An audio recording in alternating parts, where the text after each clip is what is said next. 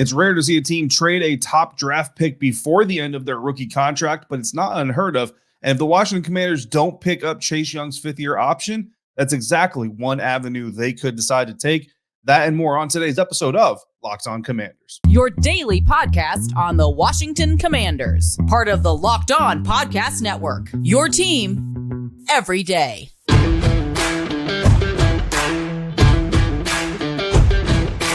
Welcome in, Commanders fans, to the Locked On Commanders podcast, part of the Locked On Podcast Network, your team every day. This is your daily podcast covering the Washington Commanders. Please subscribe or follow for free on YouTube or wherever you listen to podcasts so you always get the latest episodes when they drop. I'm David Harrison, credentialed member of the media covering the Commanders for Commander Country, part of Sports Illustrated's Fan Nation. You can find me there, here, or on Twitter at dharrison82. And I want to thank you for making this show your first listen or your first view of the day.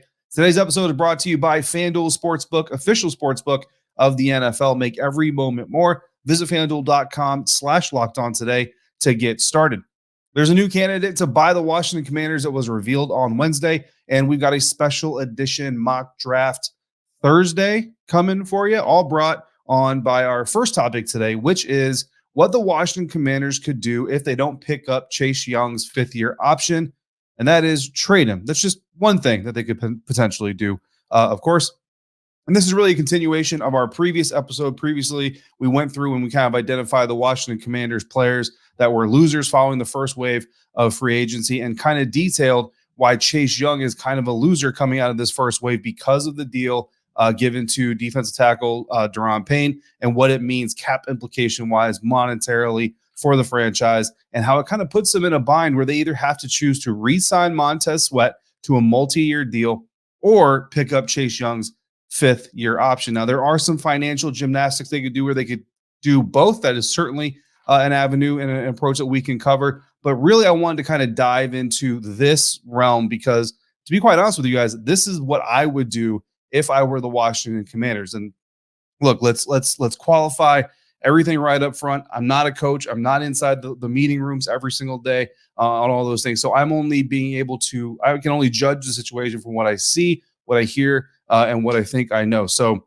full disclosure, you know what I mean? The team inside the building could be thinking something completely different, but this is just kind of how I see things. And what I would start off by doing is signing Montez Sweat to a multi-year deal. And I would do it kind of Terry McLaurin style, which I think was kind of a stroke of genius where I can start paying out the bonuses this year, but really the new contract salary money doesn't start till next season. So when you look at Terry McLaurin's new contract, really the new years for salary purposes don't start till this season. 2023 is when he gets his first kind of salary bump, so to speak. But the signing bonus from the contract started last season. So you're kind of getting some of that signing bonus money out of the way early. It helps you spread out that cap hit a little bit. And for Montez Sweat, you do that. You pay him a little bit of that bonus this year, bumps up his cap number just a little bit, but you got Daron Payne on a $10 million cap hit. Then next year, the salary increase starts and more of the bonus money comes through. But now you got him on a lower reduced cap hit number while Daron Payne's number inflates a little bit. That's how you can kind of get around some of the gymnastics financially of that. But if that signals the end of the time with Chase Young with the Washington Commanders, then to me, there's no better time than now. If everybody's going to move on and if that's kind of what's written on the wall and that's the path ahead at the end of this road, let's just do it now. Let's just get this thing out of the way, get it done. I've chronicled why you prioritize Sweat over Young. Again, last episode, we kind of dove really, really deep into that. So if you want to know how we got here, by all means, go check that out. But I'll give you guys some bullet points right here. Sweat has only missed time in one NFL season so far, and some of that time wasn't even injury related. It was COVID. And then, of course, he had a family tragedy that he was dealing with as well. Young's injury, meanwhile, took him out for more than 12 months, and he's had to have surgery on both knees now, just 3 years in the league. The contrasting health situation is very, very different. Sweat, meanwhile, has had 7 sacks in each of his NFL seasons, was on pace to do so in 2021 when he missed the time again. Not all that injury, so I'm not kind of holding that against him, so to speak, while Young, honestly, he accrued his 7.5 sacks as a rookie against some lower-level competition and really hasn't been able to replicate that production since, even when he was healthy. So the question is, if we're re-signing Montez Sweat, okay, great. But now what are you going to get for Chase Young, right? Because in theory, if you keep him this year and he balls out and you even let him walk as an unrestricted free agent next year and he signs with the team for a fat contract, you potentially get a third round compensatory pick in 2025, right? And that's great in 2025.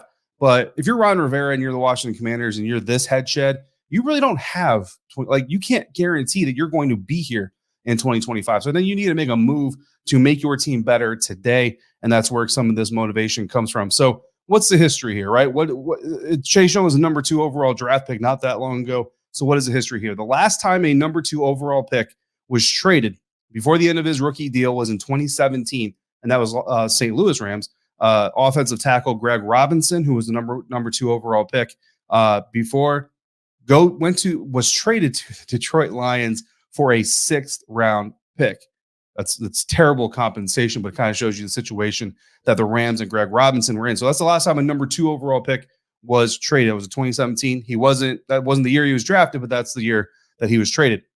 Now, the most recent trade of a top 5 pick edge rusher was when the Denver Broncos traded a 2018 traded their 2018 5th overall pick, Bradley Chubb, to the Miami Dolphins. In that deal, they had a 2023 first round pick that originally belonged to the San Francisco 49ers and then subsequently traded that pick to the Seattle Seahawks as part of the Russell Wilson deal. So now that first round pick is in Seattle. Denver also got running back Chase Edmonds, who is now with the Tampa Bay Buccaneers, and they got a 2024 4th round pick in exchange for Chubb, and they sent a 2025 5th round pick with Chubb to the Miami Dolphins. So that's a much better trade package for a top 5 edge rusher that was recently traded, at least relatively recently traded, right? Now, the most similar type situation I think that we have to look at as a case study here happened in 2018. It was a trade between the Jacksonville Jaguars and the Los Angeles Rams, where the Rams actually acquired the player in question and the Jaguars traded away the player. Dante Fowler was that player, former Florida edge rusher, 2015 number 3 overall pick. So Chase Young, number 2 overall pick, Fowler, a number 3 overall pick. The Rams got Dante Fowler. They sent the Jacksonville Jaguars a 2019 3rd round pick and a 2020 5th round pick. Now, why I think that this is the trade that we have to look at as kind of the closest case study. Well, if you look at the two players, they're very, very similar. Fowler, through 3 seasons with the Los Angeles Rams, lost a full year to an ACL injury, played in 32 games, had 53 tackles, 12 tackles for loss, 12 sacks. Chase Young, through 3 seasons, also lost a full year to an ACL injury, actually a little over a year to an ACL injury, played in 27 games, so 5 games fewer, had 75 tackles, 22 tackles more, 12 tackles for a loss, the same as Fowler, and 9 sacks, which is 3 sacks less than Fowler. So very similar situations here are these two top 3 draft picks from their specific classes, both edge rushers, both had their 5th year options decline.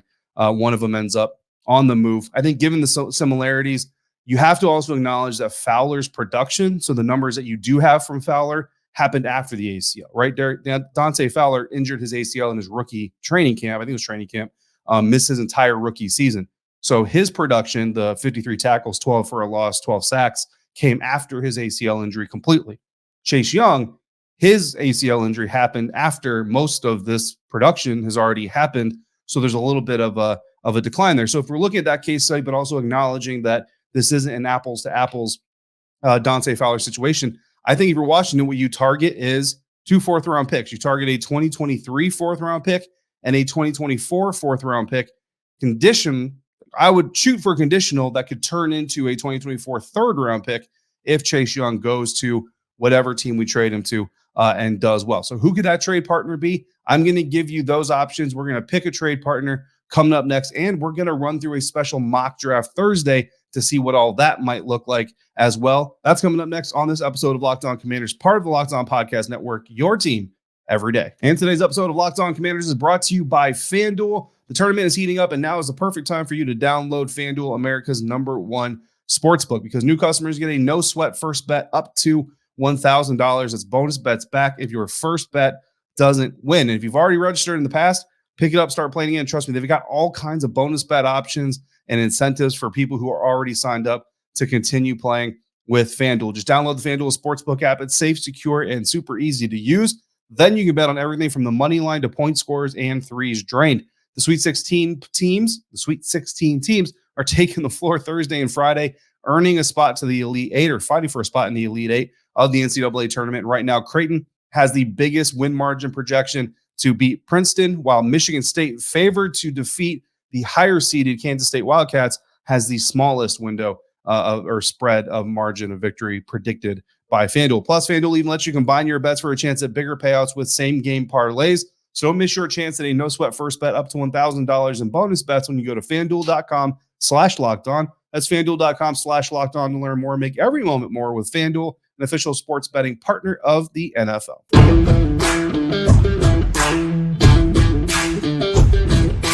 Thanks again for making the Locked On Commanders podcast your first listen or your first view every single day. Now, I presented the idea of trading Chase Young, re-signing Montez Sweat, moving forward with your defensive line that way. So that contract, again, there's a lot of different ways, but Spot Track kind of has Montez Sweat projected to make $16.6 million per year on average. So again, that's the average value, right? Doesn't mean that $16 million every year against the cap, but that's kind of the deal that you're looking at signing Montez Sweat. It gives you Jonathan Allen through 2025, Daron Payne through 2025, 2026, and then you can ink Montez Sweat to a deal that takes you out through 2025, 2026 as well. Do a Terry McLaurin style. You front load some of the bonus money, and then you spread out the salary money a little bit later so that you're paying each guy kind of a lump sum every year. But then you also have another guy who's kind of on a lower amount as well to offset all those cap implications. So getting back to the trade scenario, because that's kind of the biggest part of this idea, right? I told you before, like if I was the Washington Commanders, I would be going out, kind of looking at the Dexter Fowler model. The Jacksonville Jaguars got a third and a fifth, acknowledging that Chase Young's injury has come later in his career versus Dante Fowler. And I think it said Dexter Fowler. Dante Fowler's production came after the ACL, while Chase Young's production came largely before the ACL. I think you got to lower that asking price a little bit. I'm going to come right in the middle and ask for 2/4. I'm going to ask for a this year fourth. I'm going to ask for a next year fourth. But I am going to ask the receiving team to make next year's fourth a conditional pick. And if Chase Young comes in and does well, plays a certain amount of games, hits a certain amount of sack numbers, something like that, that pick then turns into a third round pick. So I could still possibly get my third round pick, but I could possibly not get my third round pick. The reason you're going to give me 2/4 is you're not paying both draft capital assets in the same year. I'm going to let you defer one of those payments, but because we're deferring one of those payments, that price comes up just a little bit. So to me, it sounds fair, but of course, I'm negotiating against myself. So let's go forward with this 2/4, one next year, automatically paying more, again, to spread out the draft capital hit. I want to target AFC teams, right? I don't want to see Chase Young playing in the NFC because I don't want to potentially face him in the playoffs if I can avoid it. I also don't want him on my schedule this year if I can avoid that as well. So I'm targeting AFC teams that I'm not playing if I'm Washington this season that need an edge rusher and might be in the market for making a deal like this. So looking through the team needs, looking through who might need an edge and who might want an edge, and also could be interested in doing a fourth round type deal with me. I identify the Kansas City Chiefs as one of those teams, the Los Angeles Chargers as one of those teams, and the Tennessee Titans. Those are the three teams that I settled on. The problem here is the Tennessee Titans don't have a fourth round pick. Now, I could sit here and play around and shift the numbers here, shift the numbers there. And in reality, the Commanders and Titans could do that. I'm not going to go that deep into the simulation. So I'm going to focus in on the Chiefs and the Chargers. The Chargers have pick number 125 in the fourth round. The Chiefs have number 134 in the fourth round. It's a pretty simple decision for me. So I shoot out a trade through the Pro Football Focus draft machine, draft simulator. I offer up a trade for number 125 for the Los Angeles Chargers, and they accept. So in that trade, I, as the Washington Commanders, get 2023 fourth round pick, number 125 from the Los Angeles Chargers, and I get a 2024 fourth round pick. Now, again, in my conversation, I want this to be conditional. PFF, there's no such thing as conditional draft picks, so it just goes down as a fourth round draft pick. In exchange, the Los Angeles Chargers, they get Chase Young, and they try to run him out there with Joey Bosa and see if they can do some damage in the AFC West. We're friends with the Kansas City Chiefs. If I'm Ron Rivera and Andy Reid and all that, sorry, dude. I got to do what's best for my team. Maybe we can talk again later. Now we hit the NFL draft weekend. I've got the number 16 pick. When that comes up, I look at the board, and actually, guys, I decided to trade that as well. I'm team trade back in the first round. You need to get used to that idea anyway. So I'm trading back. I look for a trade partner. I find the Jacksonville Jaguars. Now in that trade, I'm going to get number 24. I'm going to get number 56. I'm going to get number 185. All of those picks coming this year. And I'm going to get a 2024 sixth rounder to spice the deal up just a little bit. In exchange, the Jacksonville Jaguars are going to get 16, and they're going to get 97 from me. That is proposed to PFF. PFF accepted it. I did not force that trade. You should be able to replicate it if you want to check my work. Now, the Jacksonville Jaguars trading up to number 16. They select Alabama safety Brian Branch. Penn State cornerback Joey Porter comes off the board, as does Maryland cornerback Deontay Banks, Utah tight end Dalton Kincaid, and Georgia offensive tackle Broderick Jones between picks 16 and 24. So those are the players that I could potentially be interested in at pick number 24. They're no longer there, but Oklahoma offensive tackle Anton Harrison is. So at number 24, I take my offensive tackle out of Oklahoma, Anton Harrison. Come back to number 47, and I select Northwestern edge Adetomiwa Adebawore. Number 56, I grab Illinois safety Sidney Brown. Number 118, guys, I looked and I was not impressed with the top end of the players that were still left. I looked down a little bit. I said, you know what? There's some players later on. I'm not really going to be too concerned about the guys that get drafted here. So let's see if we can trade back. Again, the Kansas City Chiefs come calling again. I say, you know what? Let me hook you up. We didn't send you Chase, but we'll send you number 118. We send the Kansas City Chiefs number 118. They send us back 122 and a 6th round pick in 2024. They select Boise State safety J.L. Skinner with that pick. Of course, we just had Illinois safety Sidney Brown in the previous round, so we're good with them taking a safety there. At number 122, we take Ole Miss running back Zach Evans. And at number 125, we take Michigan center Olusegun Oluwatimi. And that is our 4-round mocks. I didn't get into 5th, 6th, 7th rounds and all that stuff. I want to kind of keep this clean, keep this kind of a little bit simple. Those are the crux of the deal, right? So our 2023 NFL draft class after 4 rounds looks like this with all of these simulated trades. In this simulation, in this mock draft Thursday special edition, Washington Commanders,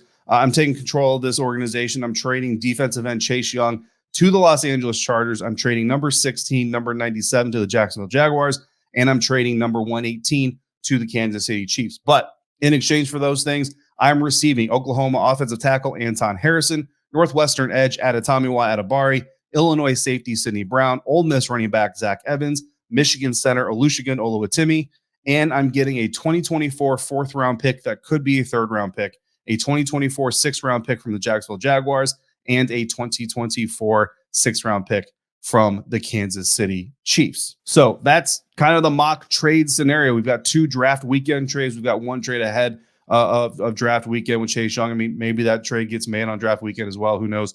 But either way, to me, that looks like a route that you can go. You get yourself kind of an edge rusher for the future. You know that James Smith-Williams, Casey Toohill can fill in a pinch and do it fairly well because they've done it. You get yourself some more help on the offensive line. You get another safety, big nickel type with Sidney Brown, another running back to help out Antonio Gibson and Brian Robinson Jr., another interior offensive lineman. Nick Gates is there, Andrew Norwell. I predict that Sam Cosmi is going to be moving inside, but injuries happen. You don't know how the Nick Gates signing is going to work out, Andrew Norwell, et cetera, et cetera. So you get yourself some more depth there coming out of Michigan. And you got yourself a 4th round pick that could be a 3rd round pick and 2 more 6th round picks next year that you can use for depth players, or you can package that with other stuff and trade up as well in the 2024 NFL draft. So let me know what you think about that whole scenario down in the comments, or you can always email me or you can hit me up on Twitter at dharrison82. Next up, we're going to talk news as a new candidate has entered the conversation to potentially purchase the Washington Commanders. That's next on today's episode of Locked On Commanders.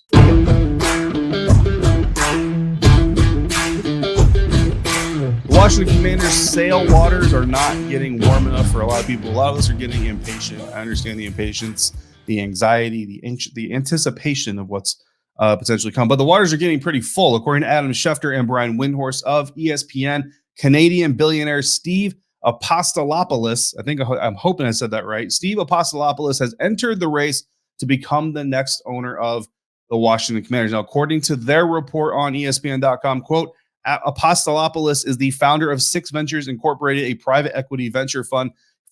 He was born in Toronto, attended Harvard, and contributes to a wide variety of philanthropic organizations, end quote.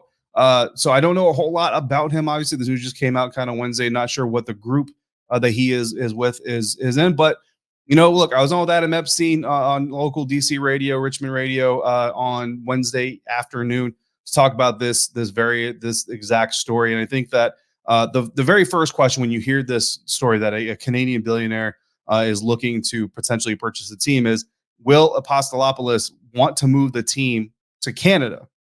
I think it's a fair question. What I would say is this. I don't think the NFL is interested in Washington's franchise moving to Canada.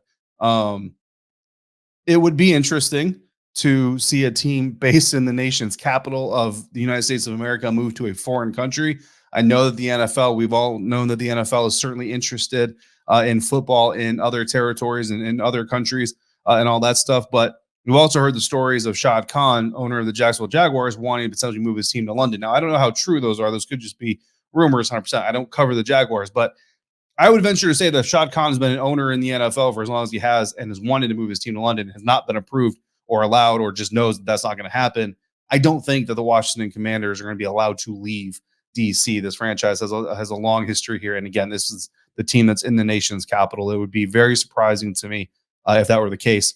And I'm assuming that somehow, some way, whatever the mechanism is, Apostolopoulos would have to essentially agree to that stipulation before he was approved by the other NFL owners to even buy the team. So I wouldn't be too concerned about that personally.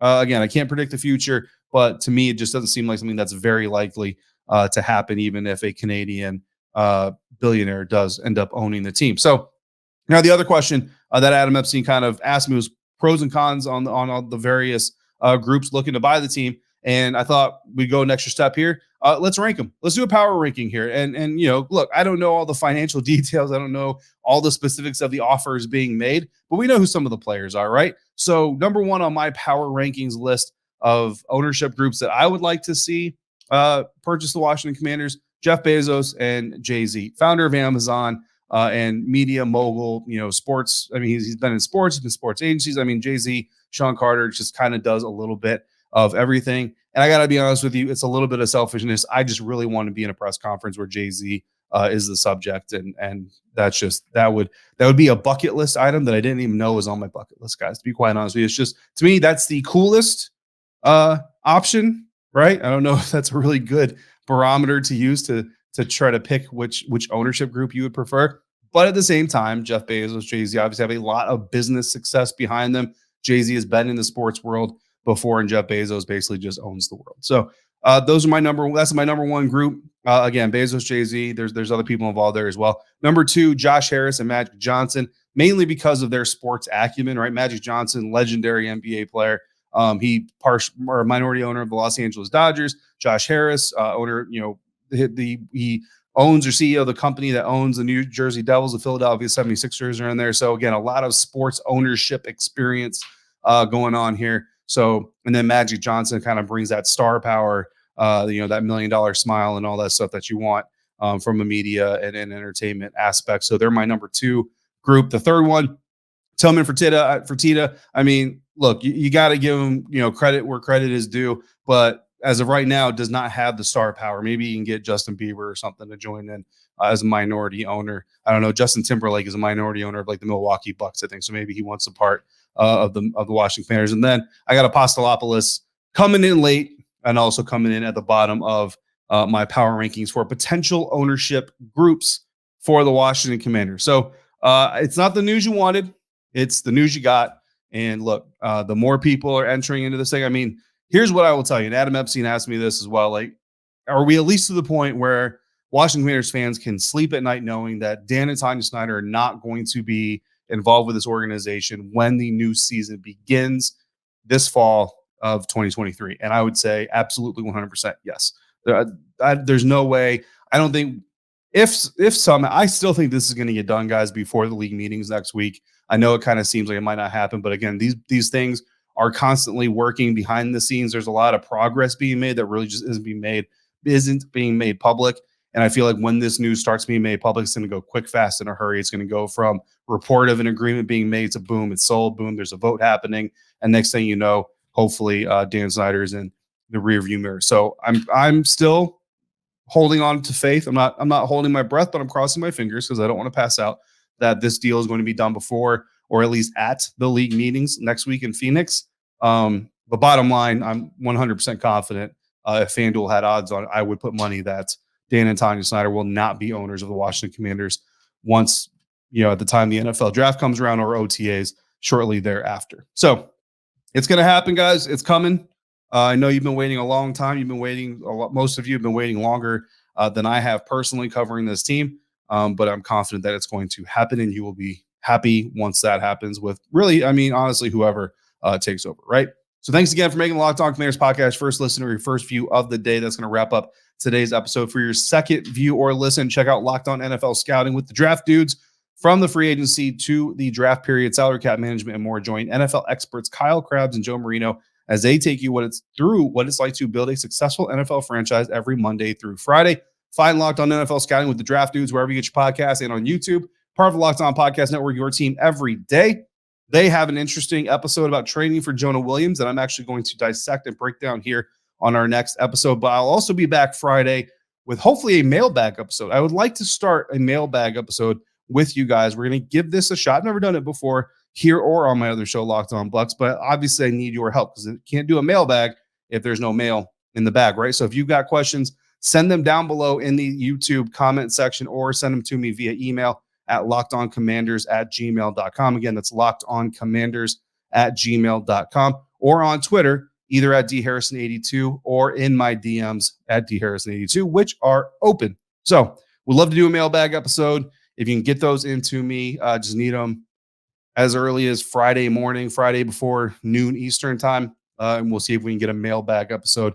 And if it's successful, guys, we'll do it every single week. I would love to get your questions here on the show and go over some things with you. So I'm signing off for today. David Harrison, staff writer of Commander Country on Sports Illustrated's Fan Nation. Find me there, here, or on Twitter at dharrison82. Until we speak again, if you're out and about, please be safe, be kind to one another, and I'll see you right back here next time for another episode of Locked On Commanders, part of the Locked On Podcast Network, your team every day.